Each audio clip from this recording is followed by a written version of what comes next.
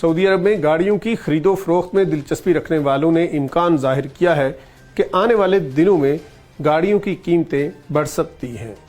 الاخباریہ channel کے معروف programme 120 سے گفتگو کرتے ہوئے سعودی ماہر احمد الحربی نے گاڑیوں کے مہنگے ہونے کے اسباب کے حوالے سے کہا کہ کورونا وبا اور امریکہ اور چین کے درمیان اقتصادی بحران کے باعث ای چپس کی پیداوار کم ہونے سے بحران جیسے حالات پیدا ہوئے ہیں۔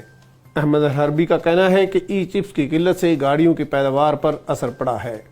انہوں نے وضاحت کی کہ ایک گاڑی میں بہت سارے کنٹرول یونٹس استعمال ہوتے ہیں، بعض گاڑیوں میں ان کی تعداد 100 تک پہنچ جاتی ہے اور ہر کنٹرول یونٹ کی تیاری میں الیکٹرانک چپس استعمال ہوتی ہیں۔ انہوں نے امکان ظاہر کیا کہ گاڑیوں کی پیداوار میں کمی اور طلب میں اضافے کے باعث نئی گاڑیاں مہنگی ہوں گی۔